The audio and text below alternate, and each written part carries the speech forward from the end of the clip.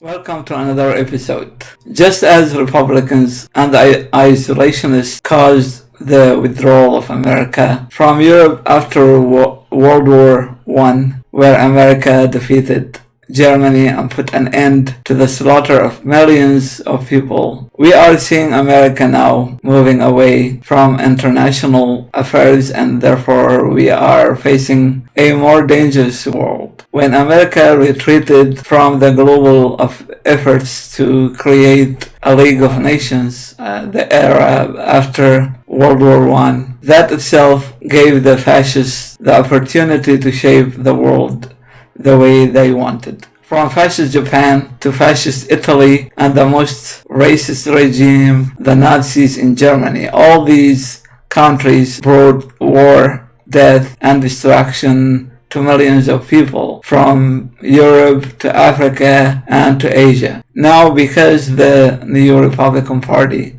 which divorced itself from the Republican Party established by President Abraham Lincoln, who was pro-equality and with a strong federal government. Now, this GOP has found itself to be nothing but a fascist party, and therefore you will never find any Republican gatherings, public meetings, or protests formed by the new Republicans. You will not find them to have any desire whatsoever to carry pictures of Lincoln or the pictures and the sayings of Black Americans who joined the Republicans after the end of the Civil War. Now, most true Republicans are moving away from the newly GOP created by Trump, because this party is all made of white nationalists, and in both houses of the Senate you will find only one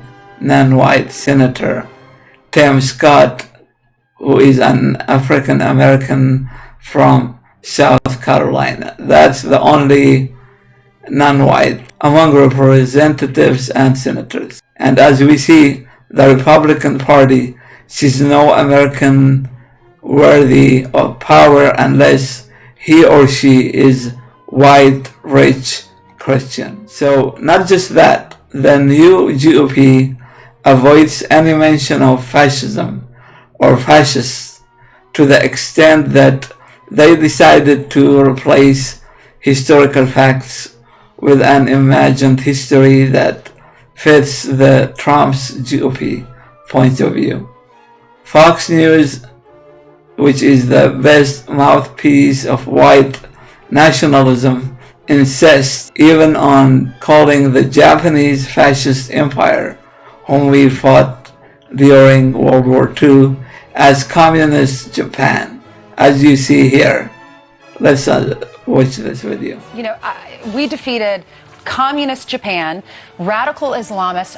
We ask our men and our women to go overseas to fight for our country and sacrifice so much for this great country so that we can be the land of the free, the land of the brave. We're the most generous country in all of the world. Yes, we have our faults, but because of this country, our world is definitely a better place. We are great. Yep, communism and Japan and so many other things as well. Now, that's typical of fascist regimes.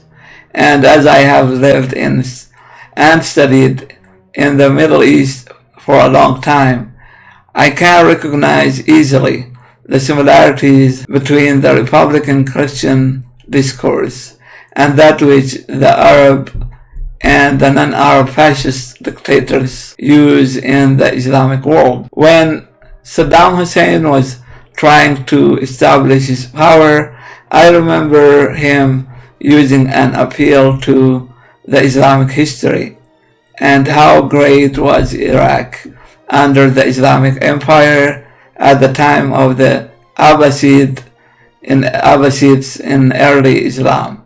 And at the same time, Saddam Hussein would appeal to all the conspiracy theories available to achieve his own reality show. Now we know for sure, and you can go and check any book of history that deals with World War II, and you will find how fascist Japan was a killing machine of the Chinese and the Vietnamese and others whom they called communists. In Europe, the fascist dictators Hitler, Mussolini, and the Vichy regime in France to kill millions of communists, and even the poor Jews were killed under such an excuse.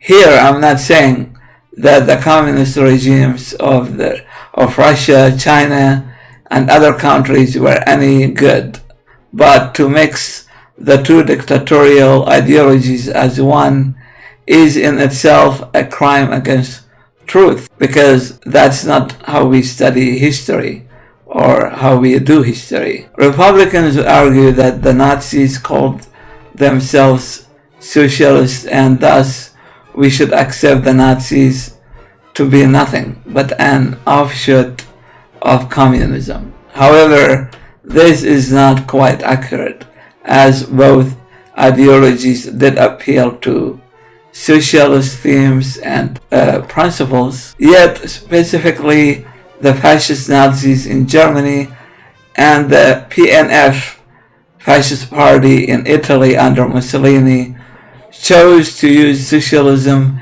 in order to block the bringing of any liberal democratic principles into government. So fascism used nationalism and socialism in order to stop any mixing of races, any intermarriage, and to stop any democratic elements from shaping the government.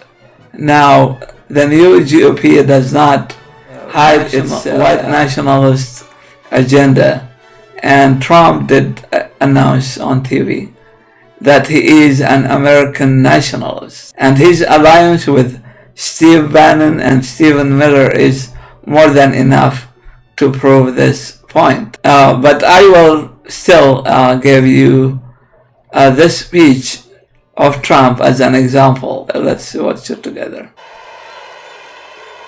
And I told all of the European nations it's not fair. We have all these horrible trade imbalances. They take such advantage, they're not taking advantage anymore, folks. Under Republican leadership, America is winning again. America is respected again because we are putting America first.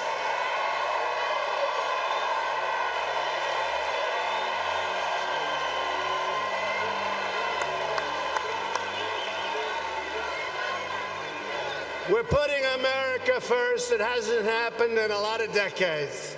We're putting them first. We're taking care of ourselves for a change, folks. Thank you. I like that guy, but not that much. Not that much. But radical Democrats want to turn back the clock. The rule of corrupt, power-hungry globalists. You know what a globalist is, right? You know what a globalist is. A globalist is a person that wants the globe to do well, frankly, not caring about our country so much. And you know what? We can't have that. You know, they have a word. It sort of became old-fashioned. It's called a nationalist. And I say, really, we're not supposed to use that word. You know what I am? I'm a nationalist, okay? I'm a nationalist. Nationalist. Nothing else. Use that word. Use that word.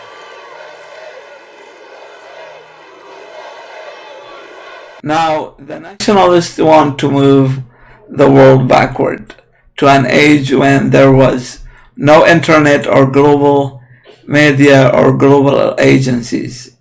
And despite the fact that senators like Alexandria Ocasio-Cortez sound sometimes naive and simplistic in some of their arguments, but the nationalists represent a far more threat to our freedoms by the sheer fact that they produce a great deal of conspiracy theories.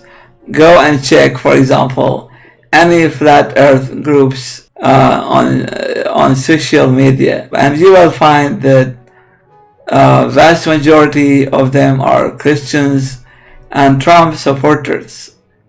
So the GOP as we know it is dead. See you next time.